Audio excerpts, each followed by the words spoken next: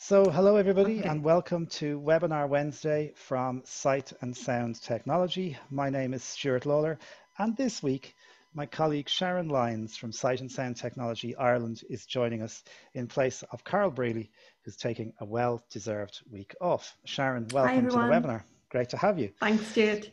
So today is a charity special with the Iona Resource Centre here in Dublin. In fact, I probably should have gone to the Iona Resource Centre to do this webinar with the guys because I'm not too far from them where I am here at home. I probably could have walked to them in 35 minutes and done my daily exercise and got my step count up. Why didn't we think about that? But there you go. You're very welcome, and we're going to be hearing all about the Iona Resource Centre in a second. They are a specialist service uh, doing all sorts of great things for people with sight loss. We'll hear all about that in just a moment. Before we do that, though, if you'd like to engage with us today on the Zoom meeting platform, and we really hope you will, you can do so by raising your hand by pressing Alt and Y on Windows, Command and Y on the Mac, or if you're using a mobile application, you can activate the raise hand button. And that's usually found inside the More Options element of your mobile phone app. Now, if you'd like to chat during the session today, you can do so by pressing Alt and H on your computer, on a PC, Command and H on Windows, or on a mobile app, you can activate the chat button. And if you are chatting, make sure you send your message to all participants and attendees. Not just the panel, because it's good that everybody gets to see the messages. Sharon will be keeping a close eye on the raised hands, and we will go to get plenty of Q&A as we go through the session. I know that Maggie and James are really looking forward to answering all your questions and talking to you. Christine, we see your raised hand, and we'll come to you in a little while. So let me introduce Maggie Richardson and James Flanagan from the Iona Resource Centre in Dublin. And I had the pleasure of meeting Maggie and James at the end of July, and we had a really interesting conversation. And one thing that I picked up from those guys was their energy and passion for the work they're doing for people with sight loss. And I asked Maggie and James, would they like to come on a webinar? And without any hesitation, they said they'd love to. So we're delighted to have them here. Maggie, I'm going to start with you if you don't mind. And I'd love to just get a sense, if you wouldn't mind telling us, what is the Iona Resource Centre? What do you guys do? Hi Stuart, yes, the Iona Resource Centre, we're a specialised service for people with sight loss and vision impairment, and we're based in Drumcondra in North Dublin, and we offer a varied approach to day services, and we have three core strands to our service that we hope caters for everybody's needs and what they would like to learn and develop skills wise. So the core strands include skills for stability. So this is a program that's designed to support individuals maybe around social communication skills, but everybody has an individualized program, and it's an opportunity to maintain and learn new skills. We offer individuals skills for life. So this could be where their individuals are wanting to learn new skills to progress. So they can choose from specialised sessions that we offer, and they can design their own bespoke programme to enable skills development and progression towards their own individual goals. And we also offer the flexibility of skills for me. So if individuals would like to just say dip in and dip out of aspects of our programme that fits around their own needs and their lifestyle, whether they're in employment or education, it just enables people to say pick and choose aspects of our programme. So aspects of the programme that we have on offer for individuals, so that can be around say health and well-being. So if participants would like to undertake say Zumba or access gym classes and learn about health and well-being and mindfulness. We offer technology sessions, so for people to learn new aspects of inclusive technology, touch typing. So whatever anybody is wanting to learn and develop and maintain skills, we can offer that. And we have creative side, so it could be arts and crafts or pottery. And so we have a wide variety of programme on offer for people. Our service is fully compliant with the HSE New Directions policy. So New Directions recommends that a programme is person-centred, focuses on community inclusion, active citizenship, and delivers a quality service that respects the individual as a person and helps them to manage risk and challenge the individual.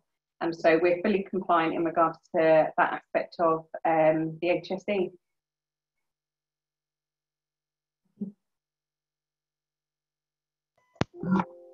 Apologies, my audio was muted for some strange reason. There you go. You see, this is a live show. Thank you very much, Maggie. So really, you guys have a very flexible service provision, and I suppose very much on the person's terms. And you mentioned the different strands there.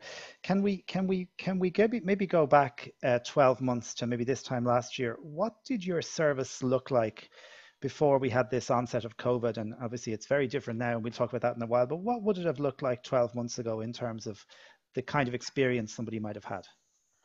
Well, we're a very lively and busy service, and so we can have up to 24 individuals on site per day, and we would have people coming in and out of the centre, maybe going on our minibus out into the community, accessing pottery. We would have had people busy and active down in the gym, and we're very much about individuals connecting in.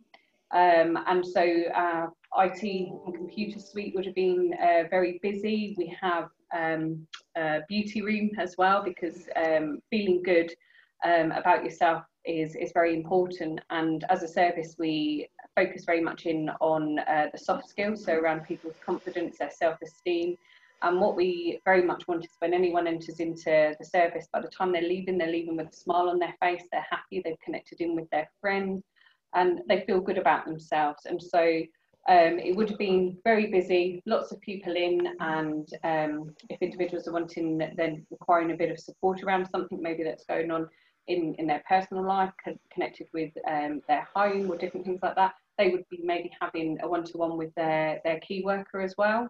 So the situation that we're in now, unfortunately, with COVID is very different. And James reminded me there today that this time last year we would have just finished our Shapeshifters event, which was a fantastic event that we'd been sort of like 9 months, 12 months in the planning for, and we had planned to hold this event this year, but obviously sadly COVID has put a stop to that. But I know James will be talking about Shapeshifters a bit later on, but unfortunate, but it's hopefully on the cards for next year, fingers crossed, if we're through COVID.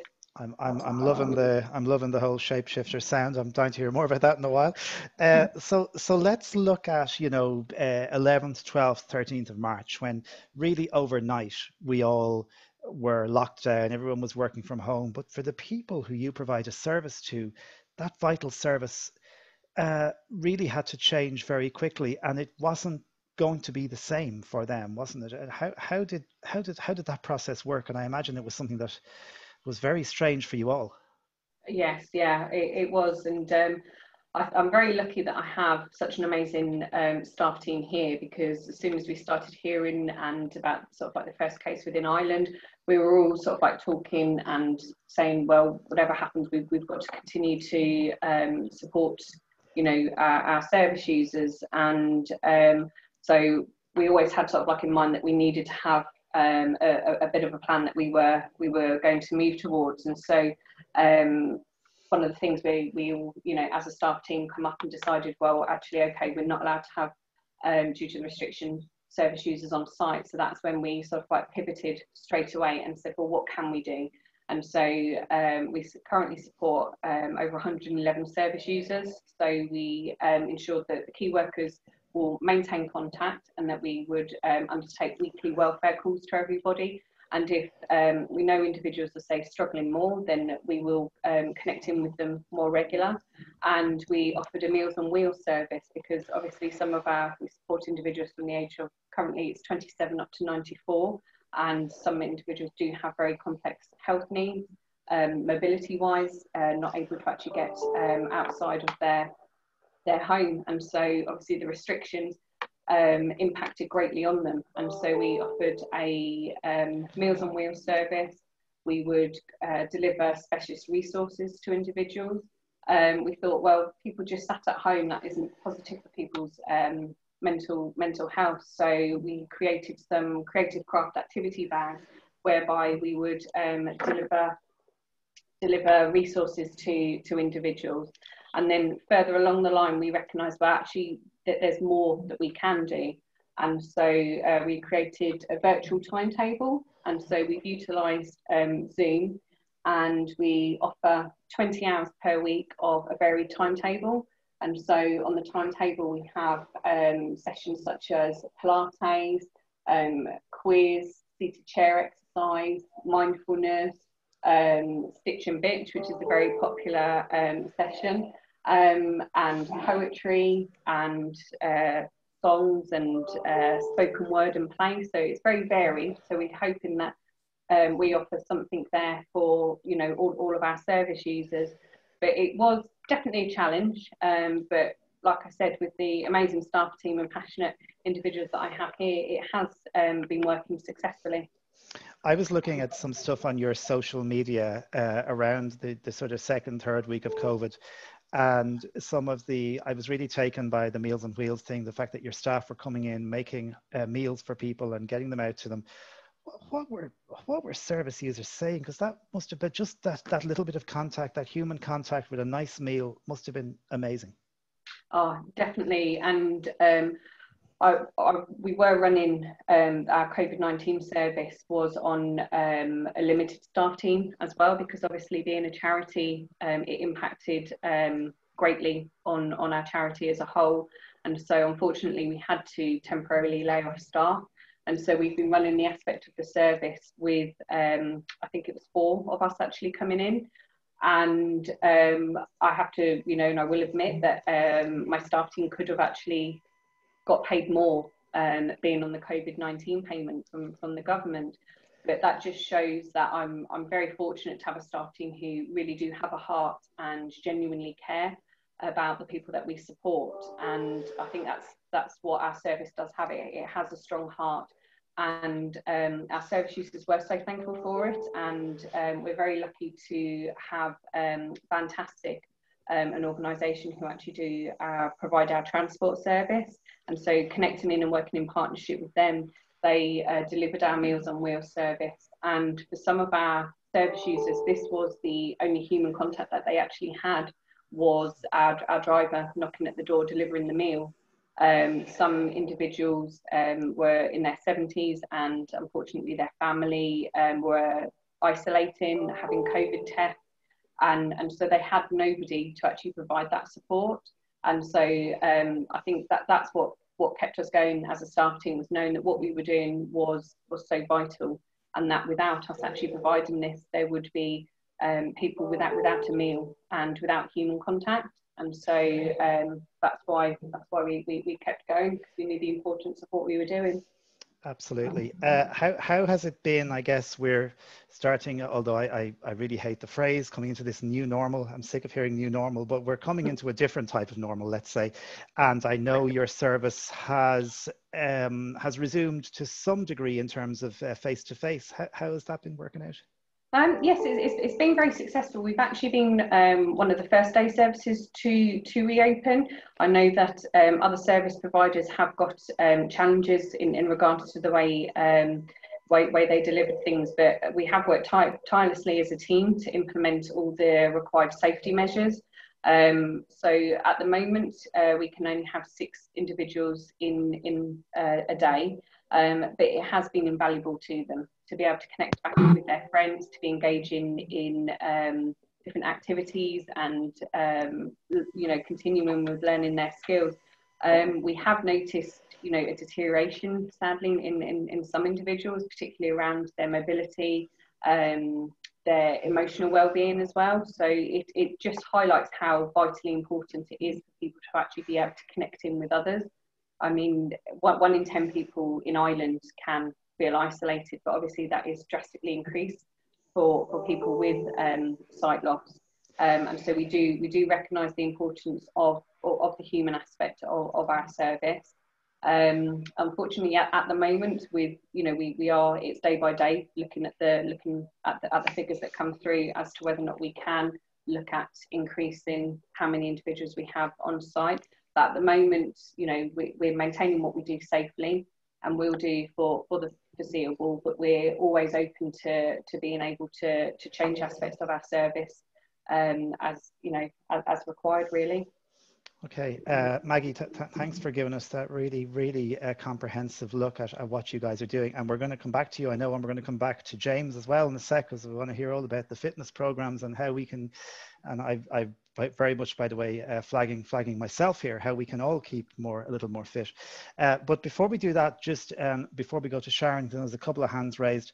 I forgot to flag for you all next week's session, next Wednesday afternoon on Webinar Wednesday. We're going to do a bit of Google goodness with Sharon Lyons, and we're going to be looking at Gmail and Google Drive and Google Calendar, and just how accessible are these services for users of screen reading and screen magnification technology. So that's coming up next Wednesday, and you will receive information on that session if you're on the Webinar Wednesday email list, as you will also receive a follow-up to this session. So Sharon, if you don't mind, we might pop over to you, see how the raised hands are going, and see if we might take one or two short comments at this stage. Please keep your comments brief, because we have a lot to get through with Maggie and James. We want to get as much feedback as we can, but if you keep your comments brief, it'll give everybody a chance to speak. So Sharon. Okay, yep. We have Christine here has had her hand up there, so I'm just going to allow you to talk there, Christine, so you can yeah, and there's some lovely messages coming in on chat, by the way, from Roisin Lenihan, who we know well. Roisin, keep up the amazing work, and Kerry Doyle, who's saying it's fantastic that this service is available. I think it's great that people are sort of hearing about this, and it's getting people thinking. So Christine, you should be able to unmute yourself. Yep. Are you there, Christine? Oh. You may just need to press the little pop-up that comes up to tell you to unmute yourself, and then we'll be able to hear your question. Mute. Can you hear me? We can hear you, Christine. How are you? I pressed the right button. Thank goodness I'm not Mr. Trump. Okay. Right, what's your question? I've all been dire straits. I'm interested to find out how people can get to this centre, the funding situation, the rates charged per individual, and if certain people on benefits, you know, do they get a discount, etc. And also, when I get my exercise video DVD ready for vision impaired and blind people, could I send it to the Iona Centre if they could be interested? Okay, Christine, thank you for your question. We're gonna pass that back to Maggie and James in a sec. We will come back on all that.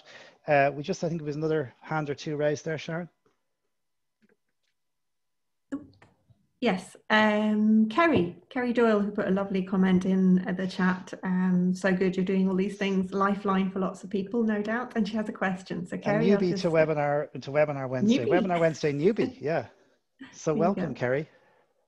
So if you just go ahead there, Kerry.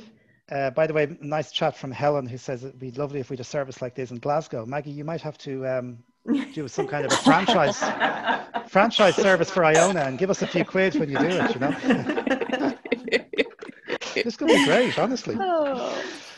Kerry, good afternoon. Hi, how you doing? I was just kind of interested in how do people actually so say for example for myself, like I'd be a service user of the charity, and how do people actually get involved, and also like what are the different, I know you mentioned the 3 different strands and stuff, but like maybe just a short example of like what each strand might, because I know you mentioned some of them, but the other strands, what maybe examples of what they might include, like yeah, just different, maybe some of the different skills from some of the different bits, that kind of stuff. So you're talking about the skills for life and skills for success, and yeah. Yes. Okay. Yeah. Okay, thanks, Kerry. So Maggie, do you want to maybe take that, and then I might just go back to Christine's question as well, which is more about funding, and of course the answer in some respects to Christine's question is that the model of funding here in Ireland, where we're all based today, is very different to the model of funding in the UK. Yeah. Yeah. Okay, Kerry, in response to your question there, so we have the 3 core strands, and skills for stability is very much about maintenance while still learning new skills. So typically, some of my service users may be in the over 65 category and may have, say, additional mobility difficulties. And so the program, so James, whilst he does a lot of our fitness in regards to being our fitness coordinator, individuals on our skills for stability might not be, say, suitable for exercise, or he would adapt it to it actually being seated and seated chair. And we have a social discourse session where we may get speakers in from the local community in regards to history, and say the local guard are coming in and talking about safety within the home. Our skills for life could be individuals who maybe since have acquired sight loss and may have been employed previously. It may be, say, traumatic sight loss, and they may have lost their confidence and need some work on some of the soft skills side, but they may be wanting to go into employment but aren't quite yet ready, and so we can do work around learning new IT and AT skills, and maybe look at getting supported work experience first before going back into employment. And the skills for me could be somebody who is say working and they're employed, but they don't maybe want to go to their local gym. They may want to actually come in and have a one-to-one personal training session with James in the gym to work on certain key aspects, or it could be that they're wanting to come into our technology session to learn about some accessibility options on a computer and different things. So that's more of a flexible program. Yeah. Okay. And then in terms of how you actually get kind of involved with it, how do people I hate this phrase, link in, I hate that phrase, but how do people I hate that phrase, but it makes me sound like Tim Cook or something, but how do people the details is on our website, ncbi.ie, or individuals can contact us via our social media pages. So the Iona Resource Centre is on Twitter and on Facebook, but they can just email me directly or give me us a call on there. So our contact details are on there, but people can self-refer to our service, and we do take. So is there Iona has a Facebook page as well? I didn't know that. Yes, it does. Yeah. All right. Okay, that's cool. All right. So what I'll do is, for anyone who attended this session, you'll get the webinar Wednesday follow-up email probably on Friday, and we'll put in the contact details for the Iona Centre on that email. All right. So anyone who needs to get in touch with Maggie or James can do that. Yeah. So thanks, Kerry, for your question. That's absolutely super. Maggie, just in terms of Christine's question, I suppose it's important to say from a service user's perspective, there is no charge, there's not. No, and because having come from the UK, and I understand the funding system over there, so obviously it's very much personalised funding in the UK, and the money actually follows the individual when they're accessing the services. Over here in Ireland, it's not quite like that at the moment, and so we are block funded by the HSE. And as with any service anywhere in the world, we could always do with some more funding. But the system is, in the future, will be moving over to an individualised, personalised budget. So as a service, NCBI is looking at that aspect. And so it would be similar to, say, Vision Australia and services in the UK, whereby every aspect of the service is costed, and it gives choice to the individual as to which service they access and how much they're actually paying for that service. Additionally, Christine, we'd most definitely be interested in your fitness video. So if you are able to send us a copy, that would be fantastic. Okay, fantastic. Thanks, Maggie. And yeah, Christine, please send your fitness video on, and I'm sure the guys would be delighted to have it. Just before we go to James, Sharon, any more raised hands we want to look at right now? No, that's it for now. Great okay, questions, good. thanks. Everyone's happy, right? So, James, thank you too for joining us. Great to have you. Thanks, and indeed, actually, James and I got chatting middle of July, I think. James, you made contact with me and we were talking about what you guys were doing. And I suppose I was kind of inspired because of all the great things going on at the Iona Centre. So James, tell us first of all about your role and sort of the programs that you run, which is all around that crucial bit around recreation, sports, leisure, that piece, which is so important.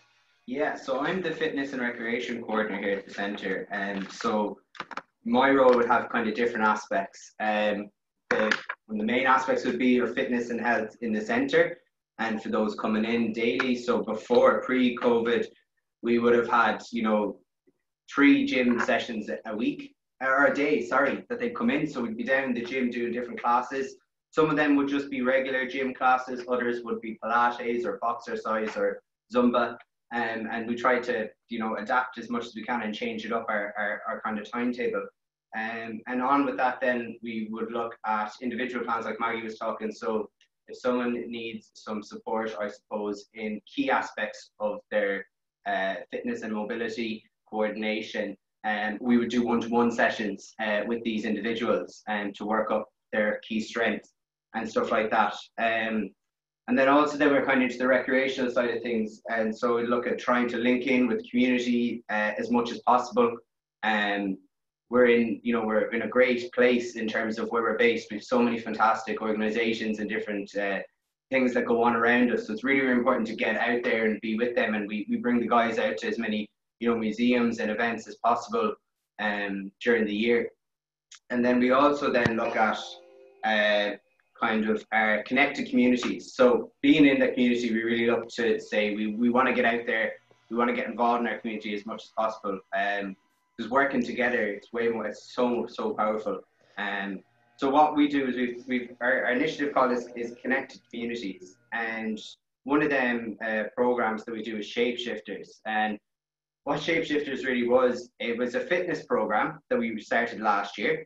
It was a fitness program, but there was so much more to that. So what it wanted to do was we had 15 individuals from our service, and what they did was they were split into 3 teams of 5, and then we had 3 local businesses come on as a sponsor, and they also gave a member of staff to be a captain, and they would donate their time and train with their team for the 8 weeks. And we based our training out of a fitness centre in Cabra. So it was wanted to get out of our centre and wanted to get straight into the community as well. And so what they did was they worked on kind of key elements of fitness, strength, agility, speed, endurance.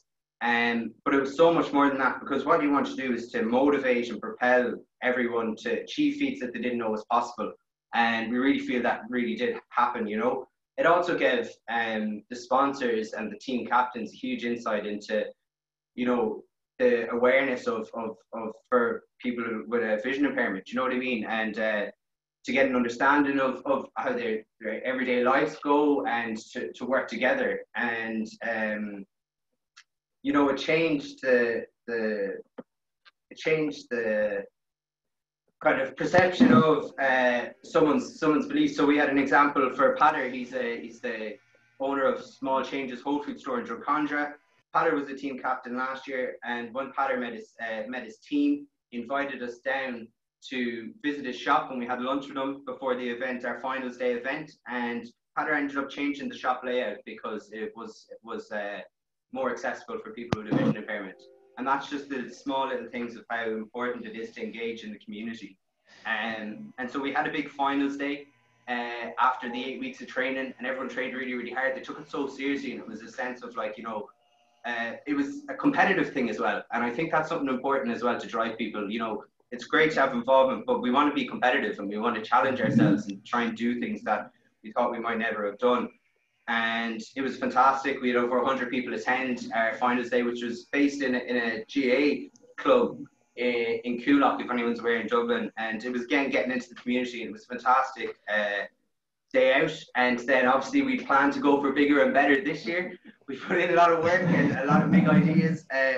We're going with it, but unfortunately now with COVID, it has put it on the sideline for this year. But we will come back next year with it with bigger and better.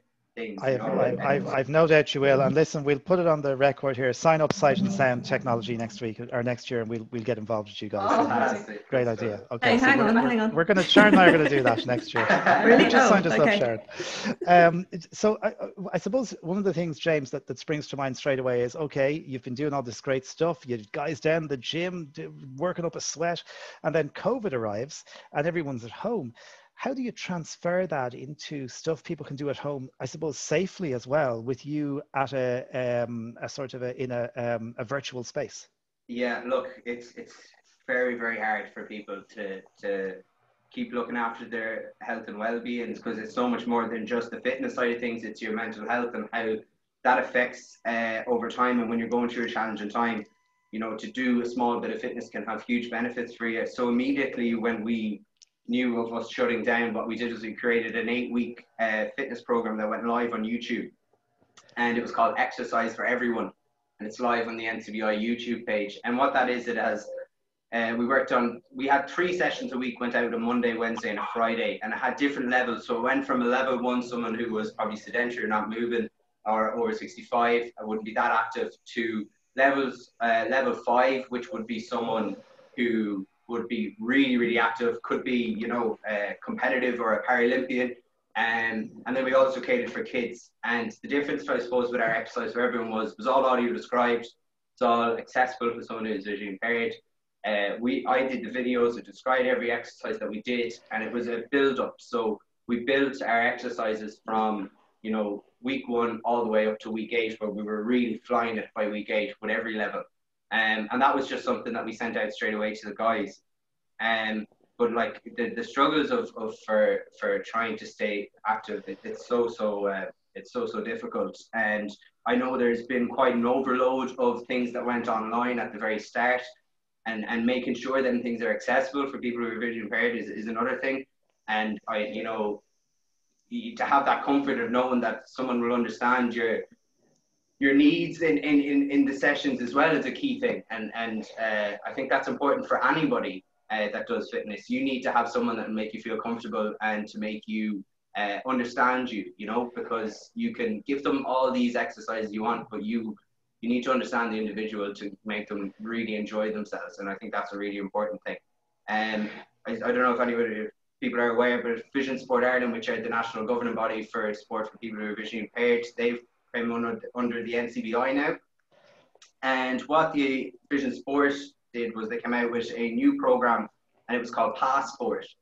And that enabled people who are blind or visually impaired to return to sport in our phase 3 that we went through, in that roadmap that the government came out with. And what that does is it registered Vision Sport members and their guides or pilots from outside of their household to travel and to and from a sport or leisure facility together and to participate in exercise together, which included running, swimming, some VI tennis and tandem bike riding. So that was a really, really good thing that Vision Sport came together with. And we know how hard it is for people. And so Vision Sport as well, they were very good in terms that they did a survey during COVID to get a feedback and see, you know, how has these things affected us, and to give you a figure of how much it has affected people who, the general population with Sport Ireland, they only got 11% of the general population and said that they recorded low levels of sedentary behaviour. So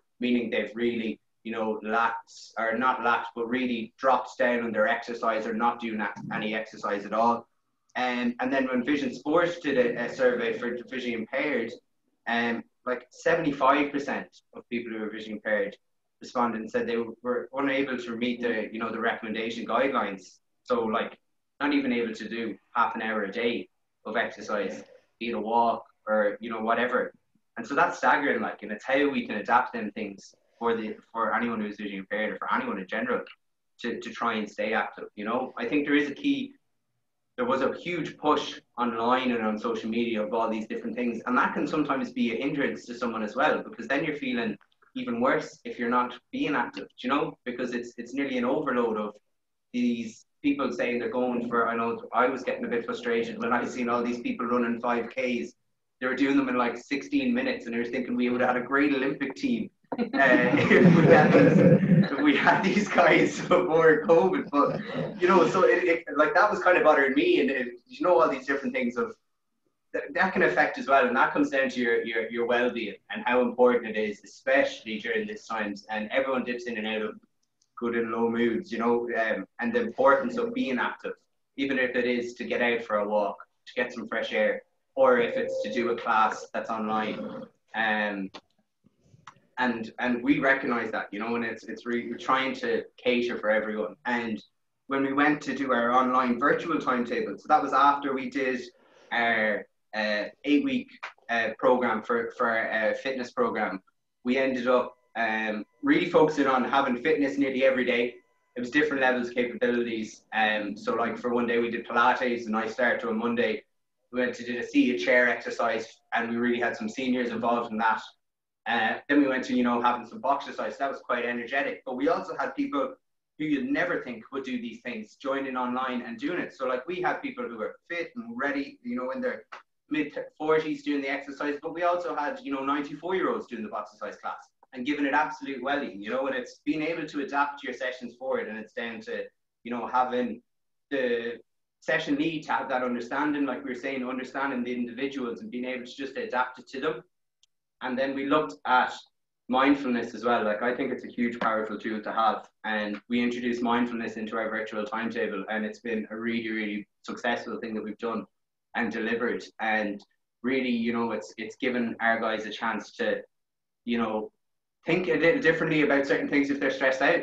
And it's a safe space, and we've created that safe space over Zoom, and it's really good. And we're going to keep that on when we have it back in our normal timetable, because it's been such a powerful tool where so many have got a lot out of it, you know. And it's a really important thing. I think people can get too caught up sometimes on, you know, personal training or weight loss, but you know, your mental health is so vital for everything to click in together, and to have that understanding and to have people accept and be willing to kind of take part in it, that's a really, really good thing. So yeah, we've looked at our mindfulness side of things as well. And James, for people who want to do exercise maybe at home, we're just trying to keep a little bit of fitness going, because it's still quite difficult for some people to get out and about and to go far. I mean, you don't have to have a load of fancy equipment in your house. You don't. Not at all. No, not at all. No, I the way I do it, I'm completely opposite. I would like to just do body weight stuff, because, you know, when you talk about fancy equipment and stuff, you're bringing into side of, you know, your what you can afford and things, and that's hindering people's involvement then in physical activity straight away. So you look at body weight exercises and things, you know, and all our exercises that are online, and we'll link them to everyone afterwards that are on the YouTube pages, they're all body weight. I think one time we use equipment is when we get some cans of beans to do some exercises, and they're simple as that. Using equipment or stuff that you have in the house. It could be a simple thing of, you know, doing 10 minutes of an exercise thing where you'd set a plan out and say, right, I'm going to do, you know, 30 jumping jacks, I'm going to jog on the spot for a minute. And we'll look at some of these things later on in our surprise exercise session. And they're really, really simple things to just incorporate into your day. And to take that even 10 minutes, like it's a huge benefit. You do 10 minutes of full intense, you know, give yourself everything and give it, you know, do a good bit in them 10 minutes. Like the benefits of them for everything at home is hugely beneficial. And like, yeah, if we can't get outside the house, what do we look at? It's all body weight exercises, Stuart, like, and for everyone, like it's body weight exercises, and there's so many different ways of doing them things. You can grab ideas from the YouTube pages or the YouTube videos that we have, and then you can do whatever suits you as well, you know? Okay, and we're going to have a little bit of, as you said, a surprise exercise very shortly. So everybody limber up there, because we're coming to that soon. But maybe we'll just go back to Sharon to see if we have any raised hands or chat questions that we might want to address before we do that. So Sharon. Okay, so there's a question from Helen Hahn, and this is Helen, who would like the franchise in Glasgow. Are any of the online fitness classes available to anyone else, as well as people who are a part of the centre? So I guess YouTube You mentioned the YouTube. Yeah, the YouTube ones would be available for anyone. Yeah. Our online classes then will just be for our service users online. Yeah. Okay, so maybe we can put that in, Stuart. Yeah, so we'll once the email that goes out, we'll have the link to the YouTube as well, so people can you know, try out the exercise or have a look at what James and the guys have created. Definitely.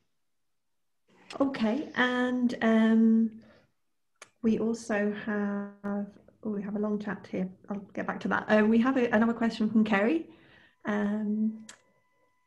If Kerry would like to ask her question there. Yeah. You might just I think I did the right thing there. Hey, sorry. Hi, Kerry. Hi. Sorry for all the questions, and I'll try and keep it short. It's just to say, first of all, to say to James, if it's okay, and without being weird, your attitude seems really refreshing, and it's nice to see somebody who is just like, yeah, you can't see, and what, and let's help you, and that's really nice. It's nice to see that. And also just to ask if Iona as a centre, because I know it wouldn't be as formal as NCBI, kind of, if they have any sort of plans to adopt kind of a My Guide service. Maybe you don't know what My Guide is. It's something that guide dogs in the UK would run, where they would pair people up with guides, and maybe even from an exercise point of view, you know, because people can't get out, and you know, so to be able, so that people can get out for a walk or a run or whatever, or if there is any kind of facility like that that people can tap into. Yeah. Hi, Kerry.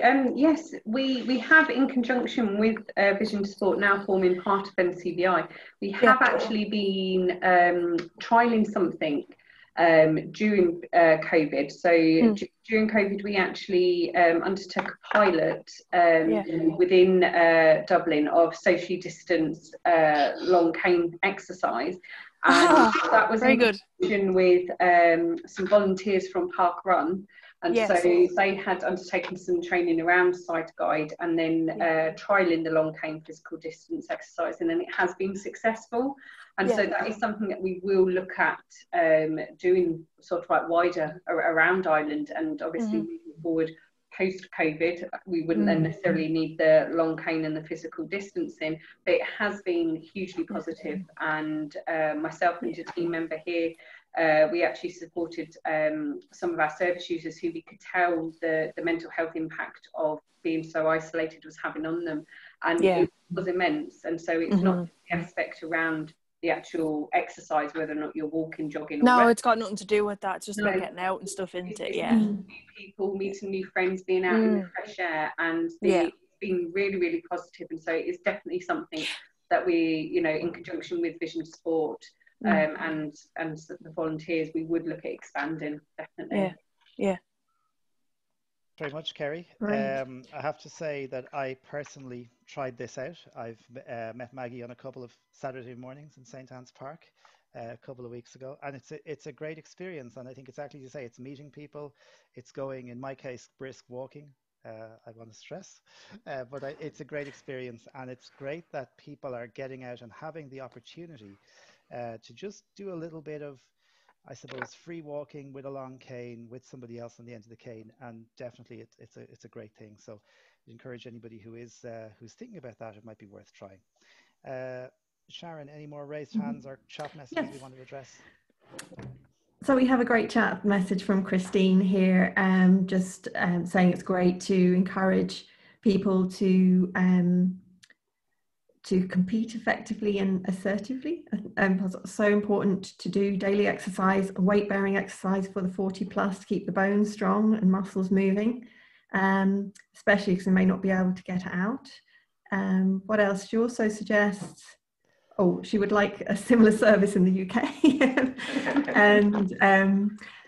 and also she suggests just putting your favourite music on and dance and going for it, but warm up first and cool down after, and use your earphones so to keep your music quiet for your neighbours. I have to say, Christine, one of my favourite sessions that James does here is our dance fit, and the variety of music that he actually puts on. And so they have some aspects of the session whereby he'll be audio describing some moves to actually do, but the freestyle and the variety of music that he puts on is absolutely brilliant. I mean, he had a group of our service users dancing around to Kanye West Gold Digger, and it was fantastic.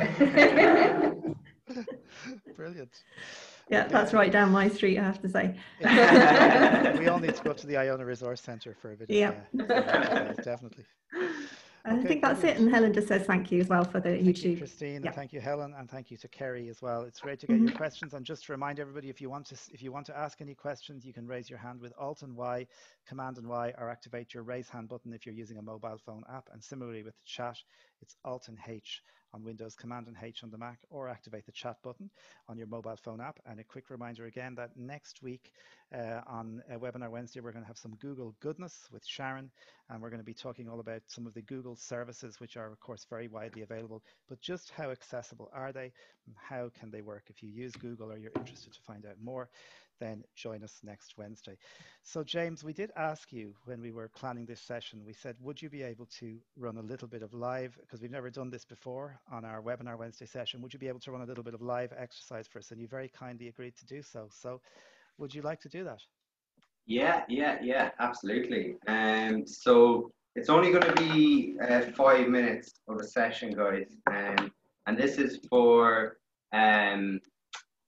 those who are sitting in a chair. You can stand up. You don't have to be, you can be at any level. This doesn't matter at all.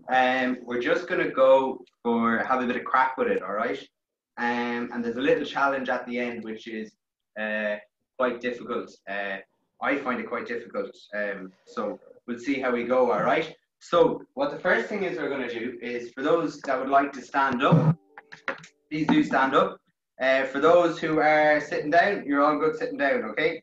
And for the next 30 seconds, all right, I want us to jog on the spot or march on the spot for those sitting in a chair for as quick as you can for 30 seconds, all right? And I will tell you when to go, and we will we'll go with it. So 2 seconds, I get the timer going. So in I'm just going to 3, mute my microphone so I'm not jogging all over the everyone's speakers. So yes, okay. All right, so in 3, 2, 1, I want us to start marching or jogging on the spot as quick as we can, all right? So these are things that we can do at home, all right? Really simple things. And even these 5 exercises that we do today, you can do them 3 times or repeat them 3 times. And that's a 10-minute session done, or a 15-minute session done straight away. So you're gone 20 seconds up already, so keep going, well done. So nearly there, keep going. You've got 5 seconds left, so good. Giving it everything for the last couple of seconds. 2, 1, well done. All right, catch your breath for a second. The next thing, what we're going to do is we're going to do that again, all right? So we're going to go again. So normally if you're doing this, guys, take about 10 to 20 seconds, catch your breath, and go again, all right? So we're going to go again. This time I want you to try and go even quicker, all right? If you're sitting in a chair, really get your knees up nice and high. If you're standing up, go jogging on the spot as quick as you can, or nearly sprinting on the spot, all right? So 3, 2, 1, off you go.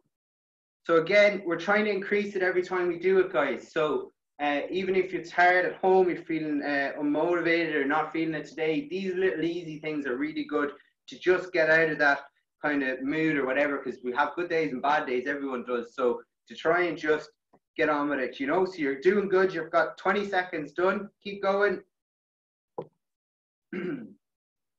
5 seconds left. 4, 3, 2, 1, well done. Good stuff. All right, so that's a good job. Catch your breath. Always good to put your hands behind your head, open up your lungs, breathe in through your nose and out through your mouth, nice and slow to catch your breath. All right, that just really opens up your lungs and takes in more oxygen. All right. The next thing what I want us to do is, for those that are standing up, I want you to try and leg kick. All right, so what a leg kick is, you're kicking your leg up as high as you can. All right, one at a time. Okay. For those that are sitting in a chair, I want you to be flicking your kicks. All right, so try and sit yourself back in the chair with your back right against the chair, your arms at the front of the chair, and I want you to just flick your kicks out in front. Try not to drop them at all. For those that are standing up, I want you to try and kick up as high as you can. All right, and we're going to start now in 5 seconds. All right, so 3, 2, 1, off you go. Now just really single leg kicks as high as you can for those standing up. For those sitting down, if you're just really flick kicking the whole time. And these are little adapting things as well. So we're working on all our body as we're doing it. We're doing legs and cardio, do arms in a minute. So just keep going, good stuff. Really good work, guys, well done. You've got 3 seconds left, 2, 1, and again, catch your breath and stop. Well done. Hands behind your head, all right? And we will get going again in a second. So for those that are standing up, if you want to try and kick and then have your hand out in front so you're meeting your kick with your hand, all right? So you're really stretching your hamstring. All right, for those that are sitting down, this time I want to put your hands out in front with your palms facing down the ground and kick with your back against the chair, kick with your feet and try not to touch the ground if you can, all right? Is that okay for everyone? I hope you can understand. And for the guys standing up, yeah, single leg kicks and take it nice and easy with them, really stretch your hamstrings. For the guys sitting down, it's a bit more intense. So we're going to go now again for 3, 2, 1, off you go with your kicks. So like just making sure you could do this in your bedroom, your sitting room, your kitchen, whatever, you know, grab a little glass of water beside you and you can fly ahead with it, you know, it's really, really easy to do. That's really, really good, guys. So keep going with it now. And you've got a 3, 2, 1, well done. All right, so catch your breath again. Really cool if you want to just put on some music, you know, and listen to it. Somebody said earlier to put your earphones in, blast it up. That's really, really good. Christine said, you know, put your headphones in, getting you away from everything. You might be having a bad day. For these 10 minutes that you do a bit of an exercise, it's really, really good. It just takes you away from it. When we were down in the gym, when I was studying in college, we did a study in terms of having the impact on louder and quicker music on performance in sport. And it's a proven fact that you do actually perform up to about 5% more with louder music and heavier kind of beats to it. So if you're into big heavy beats, blast your music and go with it. The next thing we're going to do, so we've got 2 more things left. I'm going to get you to do some boxing this time. And we do boxercise in class in our virtual timetable and in the centre, and it's really, really, really good. We're really flying with it, and you know, to incorporate some cardio with the strength of boxing, and also release if you're having a bad day, not to punch someone, but actually just to punch in the air is really, really good. So what we're going to do, all right, for those that are standing up, we're just going to straight punch. So you're going left and right each time, up with your shoulder height, and the same for those sitting on the sitting in the chairs, all right, for seated. Okay, we're going to go for 30 seconds, and I want you to go as quick as you can for them 30 seconds, all right? So we're going to go in 3, 2, 1, off you go. So yeah, just making sure you have enough space to be punching, make sure nobody walks in front, and just be throwing your punches as quick as you can and as much strength into your punch as you can go.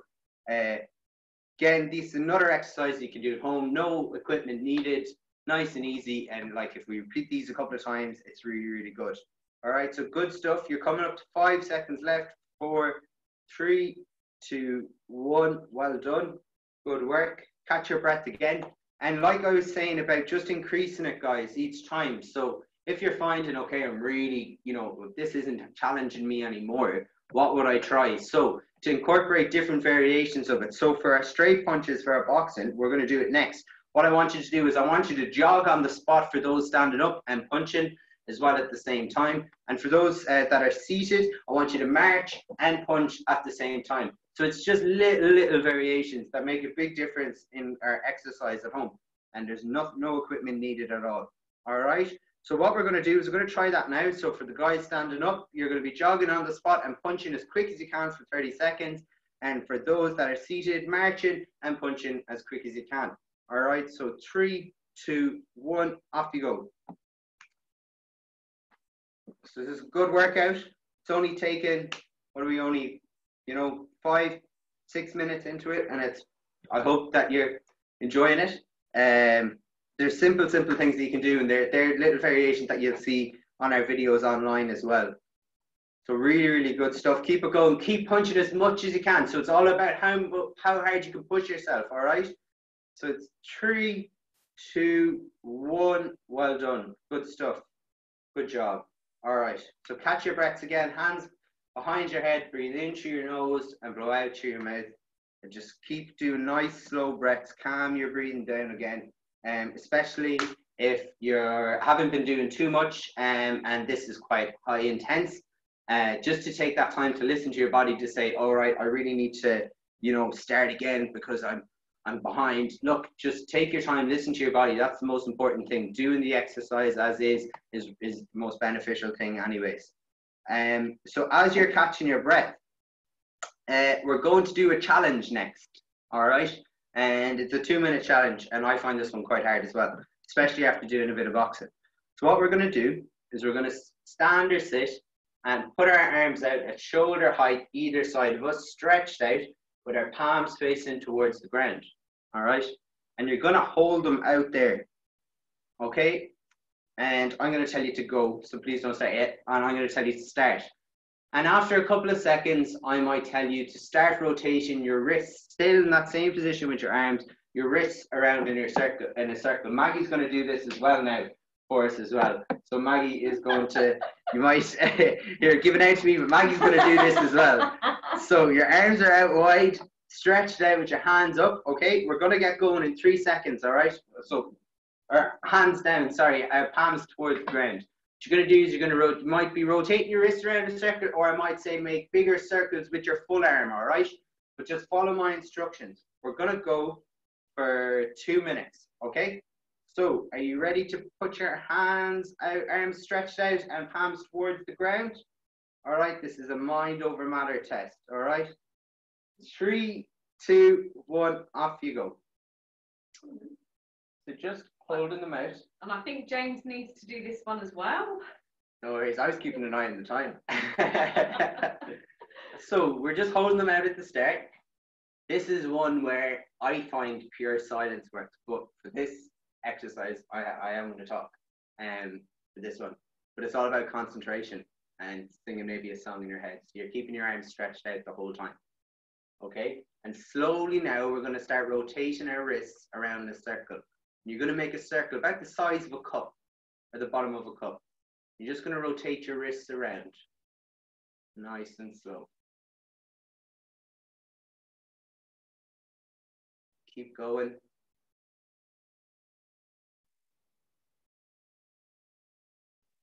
Really good. And we're going to stop that now and we're going to keep them out. We're just going to hold still. So holding them out.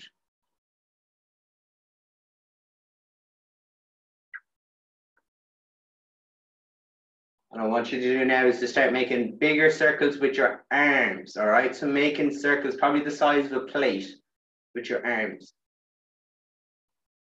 Big circles with your arms.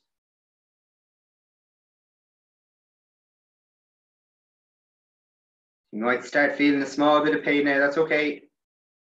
Keep going with it. All right, and stop, hold them out. And keep holding them out now. Your hand getting sore, Maggie? Yes.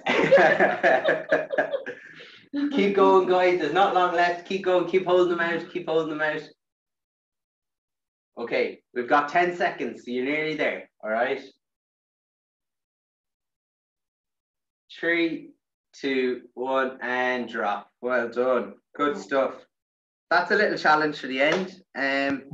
Guys, I hope you enjoyed that little exercise. They're little things that you can do at home. Doesn't need any equipment. You don't need much room at all. It only takes a couple of minutes, but even just getting that little bit or repeating these things a couple of times. I wouldn't repeat the arm challenge a couple of times. Your arms might feel like they're going to fall off.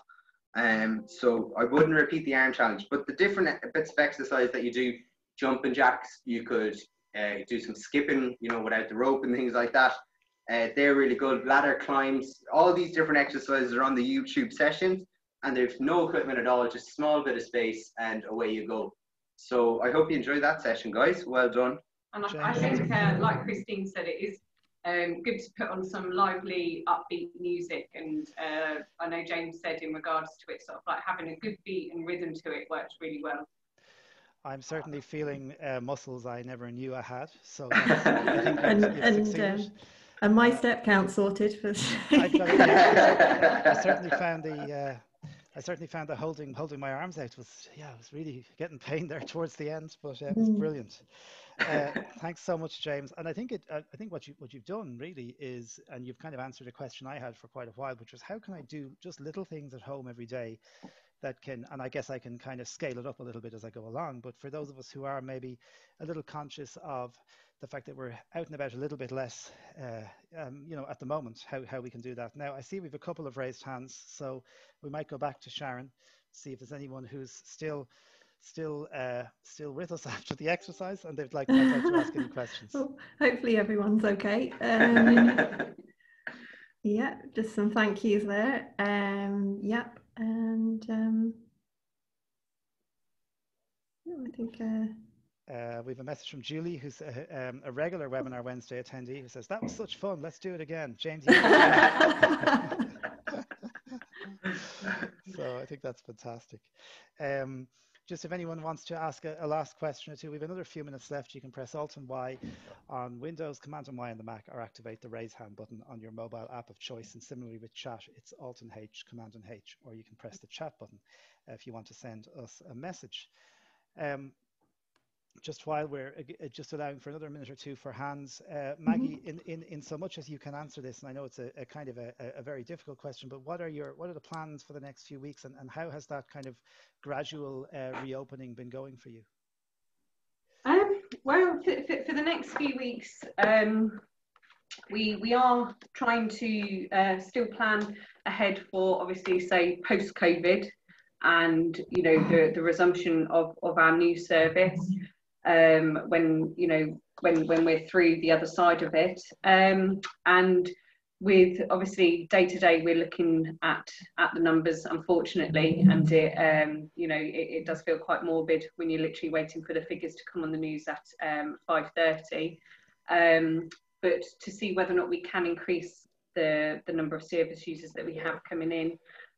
But one thing that we started last year, and we have thankfully been able to maintain thanks to James's connection with Bohemians, has been our Access for All programme. And so Access for All is an idea that James come up with in regards to providing audio description commentary at sporting events. And we started with Bohemians Football Club because it's very close to our service that we have here, and we're very much about connecting in with our local community. They were very much on board with it, and so we undertook a pilot last year with James providing audio descriptive commentary at the game, and then myself and another team member provided the sighted guide support, and it worked fantastically well. So individuals who maybe hadn't attended a sporting event since losing their sight, or didn't necessarily have the confidence to actually access a sport, were connecting up with other friends and attending the event. And we thought, wow, this is really working. How could we look at expanding it? And so James and I put together a programme whereby we can train volunteers from other sporting clubs, and we stayed within the sphere of football to start with, and it worked successfully. So we trained 5 volunteers at Shamrock Rovers, 1 at Shelburne. We have a club from Shelburne that have been trained. We've got extra from Bows or Bohemians that have been trained up, extra volunteers as well. And we've made contact then with some other clubs as well around the Dublin region. And what we hope is to grow it further. We got some great publicity with it last year. We were on nationwide with the initiative with Bohemians, and it's grown now where other clubs have started to really be interested. And it's a great talk, and it's a great thing to open up a conversation about accessibility and inclusivity in sporting organisations in Ireland. And it's a really exciting thing for us to be involved in, I suppose, as well, and to be able to advocate and to have the involvement of people who feel like they couldn't go to sporting events before. And let's hear your voice now and really get you involved in it again. And we want to give that opportunity to everyone and the training that we sort of like deliver, it has the volunteers who have come forward are very impassioned about it and are learning about accessibility and are wanting to take it further themselves. And so it leaves a legacy for those volunteers to support the club in accessibility for sporting events. And our plan for the future would be to develop into other spheres of sport as well. So potentially sort of like rugby, there's a potential with the GAA as well. But obviously COVID has kind of put a stop for us being able to do the face-to-face training at the moment, but that would be something that we would want to develop further.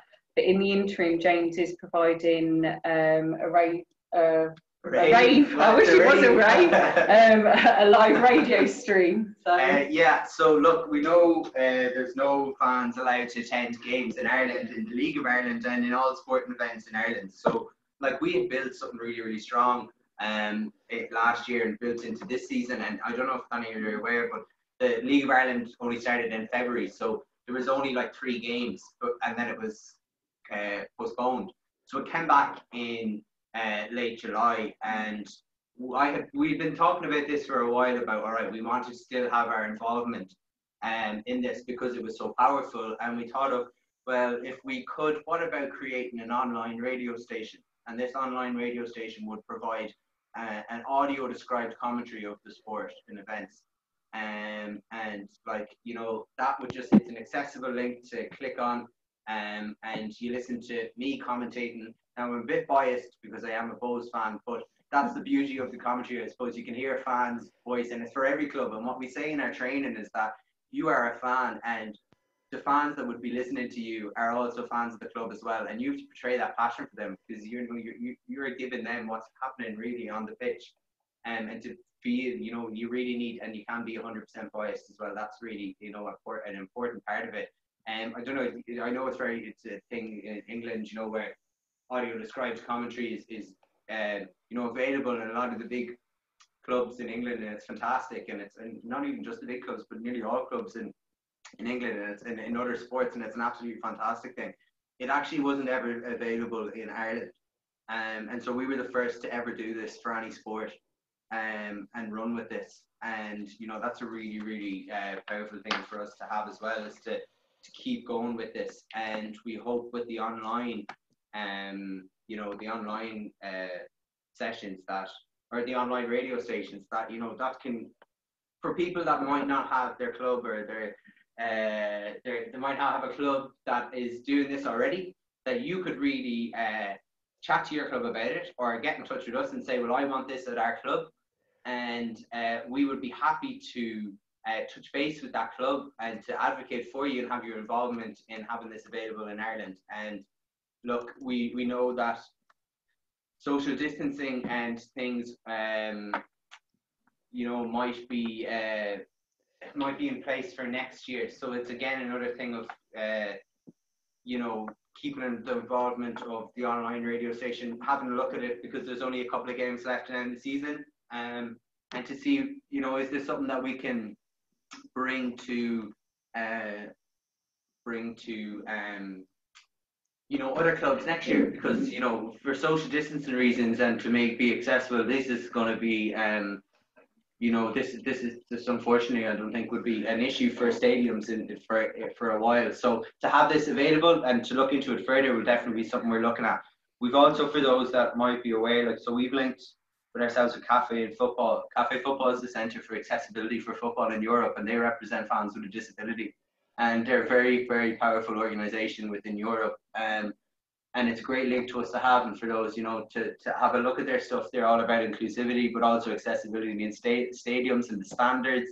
And we'd be in regular contact with them in relation to what can we advise and to promote for our volunteers that are trained and do the training. Because basically what Maggie was saying, you know, about encouraging them to continue with their club, what we're really looking at is to have people that could be nearly disability liaison officers for their club, and to advocate and to provide programs and to have things available for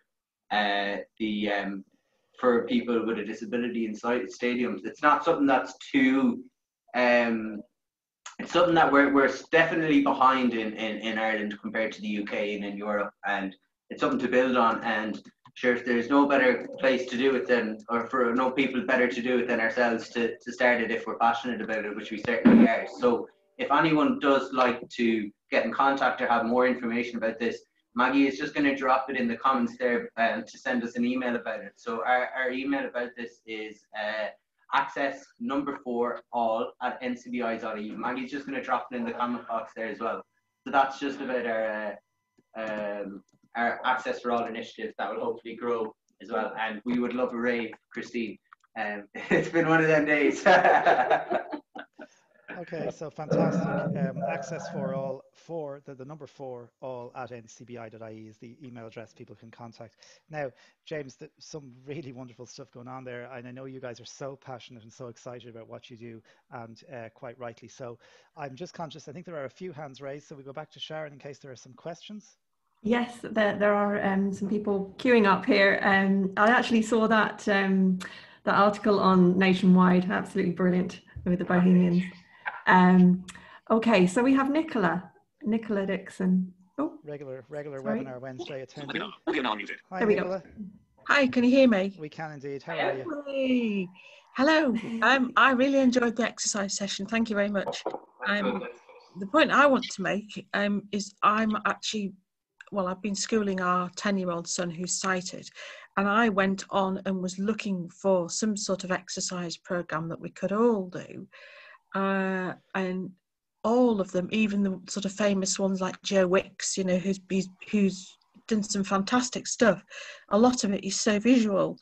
You know, you had to be able to see the video, and my poor son was trying to tell me what to do, and then by the time he'd done it, then they'd moved on to the next thing. So that was a shame. But you know, now I've found this. This is going to be really helpful, because normally I do attend our local gym, but obviously that's not been able to happen. And also we had some fun because we did a kind of a sports day at the end of term, and I have a newly qualified guide dog. We qualified just before lockdown. He's only 2, very enthusiastic, and he decided to join in. So that was interesting. Good stuff. Yeah. Thank you. Yeah, is there anything else? Thank you. That was all I had to say. Thank you, Nicola. That's great, Nicola. Thank you. Yeah, definitely, Nicola. It's something that we recognise here, and I think we can all recognise here today, is that the audio description thing is such a vital part of being inclusive, and you'd hope that we can promote this more and more, and it becomes having them conversations with, you know, our local instructors, our local gyms, our local personal trainers that are putting videos online. It's having them conversations, and don't be afraid to give them, put them in touch with, you know, if it's the NCBI in Ireland, or, you know, or an IB in the UK, and you know, just to have that conversation, because I'm genuinely tell you, as working in the fitness organization, the more information that the trainers and the owners of gyms and whatever would have, the better. They would love that, you know, and they would love to be, but it's about having that first discussion. It's to get that discussion with them, and, you know, for them to know, okay, well, actually, yeah, I would love to be able to do this. I would love to have that information. I would love to be able to showcase this. And it worked like that when we approach clubs and things. Clubs would love to be able to do these things, but they didn't have the knowledge. And it's to be able to say, well, look, I can pass you on to someone with the knowledge, and you can really grow this further. So definitely, Nicola, if it's something, definitely I hope you enjoy the videos that we do. And for your local gym or for anything like that, even tell Joe Wicks that he needs to start describing the videos more. Sure, why not? He might pick up the message and do it. But it's definitely having that first conversation with gym instructors and fitness instructors is a really key thing. And it's definitely a key thing for people attending their local gyms for the first time, having that comfortable, you know, knowing that comfort that they are aware of people who are visually impaired and how to describe these things, and, you know, just that comfort for the session, for the person giving the session, but also for the person who is visually impaired themselves as well. Thanks very much, James, and thank you, Nicola, for your question. Just before we go back to Sharon, I want to also remind people that our Webinar Wednesday survey is still running. Those of you who are on our mailing list would have got an email about it last week. We'd love to know what you think about Webinar Wednesday. And as we move into, I guess, a little more normal way of life, we may be changing the way Webinar Wednesday runs, and indeed the time of the session or the regularity of the session. So please complete the survey if you can. And if you need a link to the survey, please get in touch with us and we'll happily provide it. Sharon, have we anyone else? Yes, we have, am I muted? No, okay, yes, we have Derek Child. Here we go, Derek. If I set you up, you can talk there now and ask your question. Yourself, Derek. Can you hear me all right? Yeah, perfect. Yeah, we can hear you, Derek. Hiya, Derek. Oh, he just went off again. It wasn't me. You might just need to unmute yourself. Yeah, I might just need to unmute again, Derek, there. Just tap the unmute button. It might have inadvertently gone off. Yeah, sometimes I kind of do it twice and I end up unmuting and then immediately muting myself again. Yeah. Can you hear me now? Yes. Yeah, Derek. Yeah. First of all, thanks, Stuart, for organising us these Wednesday webinars, and to Maggie and James. I'm just recovering from that bit of exercise, but I was very impressed with the initiative, the Iona initiative. I'm a former long-term trustee at RNIB, so I'm very interested in new models of service provision. And I just wondered what NCBI do in the rest of Ireland. You know, I know Dublin's one particular location, but do you have similar programs elsewhere? Hi, Derek. We are a national organisation, and throughout the country we have service running. So we have what we call community resource workers, and community resource workers are individuals who can undertake functional vision assessments, assessment of specialist equipment for the home, undertake ILS, so independent living skills, and O&M, so orientation and mobility training. And we're currently in the process of, we have a national training centre based in Dublin, and we're currently looking at whether that's a model that can actually be rolled out throughout Ireland. And we are conscious that a lot of services are Dublin based, and so we do have a resource centre similar to the Iona Resource Centre down in Wexford. But again, we are, you know, recognising that there is a need for further expansion and services around the country as a whole. Obviously, our online platforms are something whereby nationally individuals can use those. And our training centre, we do have a lot of people from around the country actually are able to actually travel down to access that. But as I've said, it is part of our operational plan in regards to the need for services similar to the Iona Resource Centre to be national, and it could be that they are sort of like hub services as well, because obviously with isolation and loneliness, sometimes the more rural you are, you've got the difficulty around transport links and such like. So that is definitely something that we're looking at, Derek. Thanks very much, Maggie, and thanks for your question, Derek. And great plans, of course, from NCBI to kind of broaden that service out as well into other parts of Ireland, which is fantastic to see. Do we have any other raised hands, Sharon? We have one more. Maybe do we have time for one more question? Yeah, let's have one more question then. Great. So it's Marion Maloney. So I'll set you up there to ask your question. Go ahead, Marion. You might need to unmute yourself, Marion. You just get a little pop-up. So you just need to tap that and you should be on the air. Yeah. And just while we're waiting for Marion, remind people that we're talking about Google next week. Although we're going to have an exercise. Can you hear me now? Hi, Marion. Yes. How are you? Hi, Stuart. Thank you so much for the opportunity to get in. I don't know what's wrong with my phone today, but voiceover isn't very loud. I must have it in the background or something. But I was glad to hear there the lady from the Iona Centre clarifying that it is Dublin based. Unfortunately, we don't have, I live in Galway, and we're very isolated in the west of Ireland, that we don't have any of the lovely activities that you have going in Dublin. But it's great to hear about the new initiatives there with James and the Access for All. Because I would be involved in the VI tennis and tandem cycling, so it's great to hear there's new things happening. So hopefully that you know, you'll be able to extend these things around the country, especially with the opportunity now of the online facilities, that maybe you can include more people, you know, participating maybe even in the things that are going on in the Iona Centre, that we could link in by Zoom or something, you know.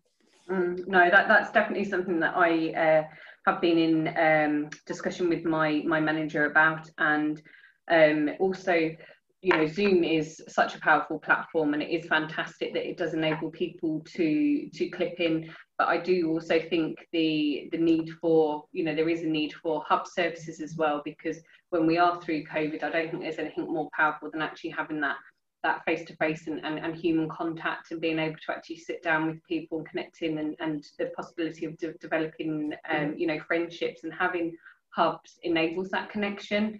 And it also provides sort of like a base that you can run services from, but then it's a service that, you know, people may dip in and dip out of, but they always know that that's actually there. And actually, James is a Galway lad himself, so. Oh, really? You better get down here so fast, James. Yeah, no, I'm proud tries with Marion. So no, definitely. And Marion, if there's anything ever in terms of, especially with the Access for All stuff that now we can promote, and you know, I would love to have this in Pearse Stadium or in Terryland or in the sports ground as well. You know, and have them in even local games. So for those that, you know, we want this at your local GA club, you know, this should be grassroots as well and be accessible. And have you been in touch? Have you been in touch with the Galway and City County Sports Partnership? Yes, yeah. So we touch base with them as well. Yeah. But you know, there's nothing more powerful, I don't think, Marion, than people who are visually impaired themselves advocating and to give their voice and to make them, you know. Exactly, and to be interested in, now, as I said, the VI tennis I had just started, and I absolutely love the tandem cycling, but definitely you wouldn't get me now at a GAA game or a That's great that you're active and stuff, and it's great, and hopefully, you know, more and more things like that will be happening in Galway and around the country as well. It's really important to have that involvement and stuff. And I suppose the good thing as well is that, yeah, you know, Vision Sport and NCBI have merged together now, and the future is bright for that organisation and where they're going to go. Yes, brilliant. You know, so that's a positive as well. And look, we hope to see further initiatives throughout nationwide. You know, and once we're through COVID, we'll be all. Well, it's great. It's great to know there's somebody from the west of Ireland in there that you'll keep the flag flying for us. Oh, he's invaluable. He's going nowhere. The West is awake, isn't that it? That's right. Yeah. Right, well, Marion, we've been in the news this week anyway, big time. Indeed. Okay, thanks for your question, Marion. Very much appreciated. Thanks, everybody. Thanks a million. So, guys, I'm going to wrap this up and say thank you sincerely to Maggie and James. This has been, I have to say, and I'm not just saying it, it's one of the best sessions that we've had, actually. Definitely. In terms of just all the stuff that we've been able to do today and hearing all the great work that you guys are doing. Thank you so much for your time, and we do look forward to catching up with you. Hopefully you come back next year and tell us what. Thank you for having us. Yeah, no, I really enjoyed it. Thank you, guys. Thank you, everyone. No, thank you very much. So thanks to Maggie and James. Thanks everybody for joining us today. We're back next Wednesday at 2 p.m. with Google Goodness with Sharon Lyons. Thanks, of course, to Sharon for stepping into the breach for Carl Braley today and managing all our chat and raised hands. So many thanks, Sharon. No problem. From Stuart and everybody else at Sight and Sound, stay safe and stay well, and we'll be in touch with you all next week. Thanks a million.